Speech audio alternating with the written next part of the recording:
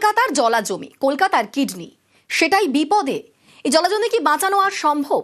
বিশেষজ্ঞরা বলছেন এখনো সময় আছে, এখনো জলাভূমি বাঁচানো যেতে পারে, যেভাবে বাঁচানো গিয়েছে বিহারে।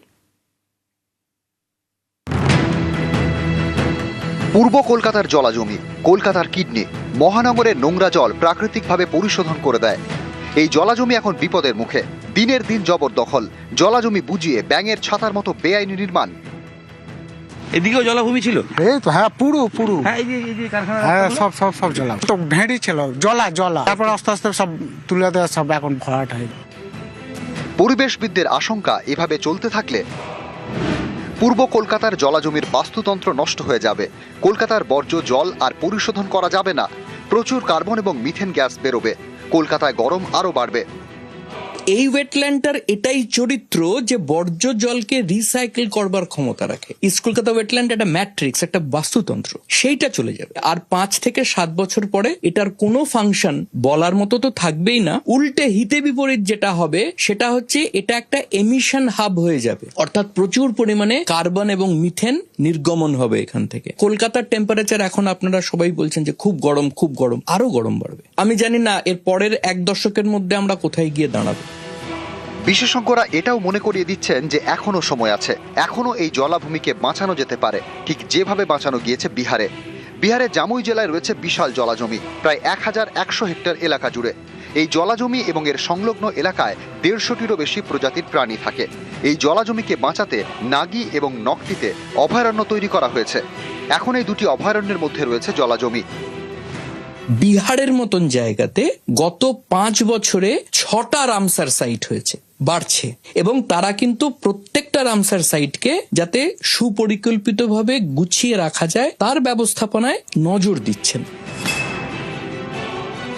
এখনো যদি আমরা কার্বন ফাইন্যান্স, যে একটা জলাভূমির কার্বন নির্গমন যেমন সে আটকাতে পারে তেমনি সে নির্গমন করতেও পারে, এই আটকানোর যেটাকে কার্বন সিকুয়েস্ট্রেশন বলা হয়, সেইটাকে যদি আমরা বাড়াতে পারি তাহলে তো বিদেশ থেকে প্রচুর টাকা ফান্ডিং হতে পারে এখানে। এবং বায়োডাইভার্সিটি ক্রেডিট মেকানিজম যেটা এখন শুরু হয়েছে, সেখান থেকেও রাজ্য সরকার প্রচুর ফান্ড পেতে পারে। এই ফান্ডগুলোকে যদি কাজে লাগানো যায় তাহলে মনে হয় যে এখনো কিছুটা হয়তো কিছু করা যেতেও পারে।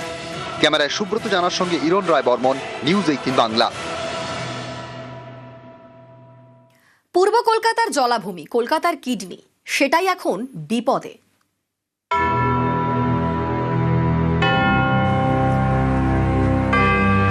কলকাতার ময়দান, যাকে বলা হয় কলকাতার ফুসফুস, প্রচুর গাছ, অনেক অক্সিজেন।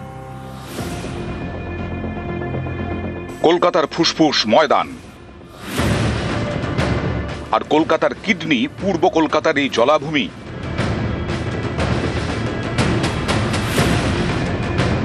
কলকাতার নোংরা জল প্রাকৃতিক উপায়ে এখানে পরিশোধন হয়, তাই পূর্ব কলকাতার জলাভূমিকে বলা হয় কলকাতার কিডনি। প্রতিদিন প্রায় 90 কোটি লিটার জল পরিশোধন করে। জাতীয় পরিবেশ আদালতের নির্ধারিত রেট অনুযায়ী 90 কোটি লিটার জল পরিশোধনে খরচ প্রায় 1600 কোটি টাকা। কিন্তু কলকাতায় এই পরিশোধন হয় প্রাকৃতিকভাবে, তাই 1 পয়সাও খরচ হয় না। পূর্ব কলকাতার জলাভূমিকে কলকাতার কিডনি বলা হয়, তার একটাই কারণ যে বর্জ্য জলটা পরিশোধন করবার কোনো জায়গা তো আমাদের নেই, সেটা একমাত্র ইস্ট কলকাতা ওয়েটল্যান্ডই করে। এরকম গুরুত্বপূর্ণ জলাভূমি ধ্বংস করা হচ্ছে। জলাভূমি বুঝিয়ে ব্যাঙের ছাতার মতো তৈরি হচ্ছে বেআইনি নির্মাণ।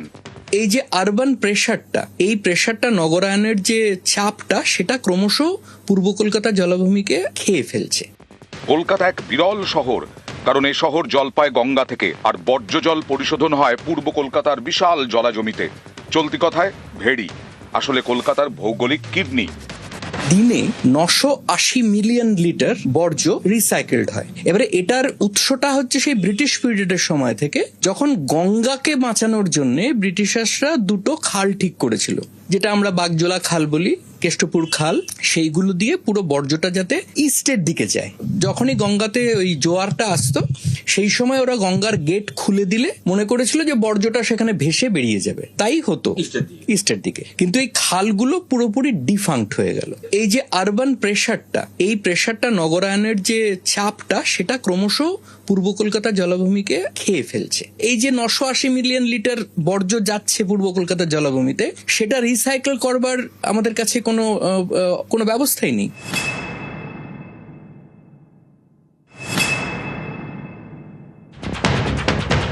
কলকাতার বর্জ্য জলকে সূর্যের আলোর অতিবেগুনি রশ্মির সাহায্যে খাদ্য হিসেবে ব্যবহার করে শৈবাল ও মাছেরা।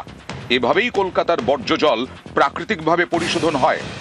যে জলটা এসে বর্জ্য জলটা পড়ছে সেটা প্রায় 1 মাস ওখানে থাকলে পরিশোধিত হয়ে যায় সূর্যের আলোতে। সেখান থেকে যে অণুজীব যেগুলো, প্ল্যাঙ্কটনস যেগুলো তৈরি হয়, সেগুলোই কিন্তু মাছের খাদ্য। জমিটাকে অন্য কাজে ব্যবহার করতে হবে। সেখান থেকেই কিন্তু এনক্রোচমেন্টটা শুরু হচ্ছে।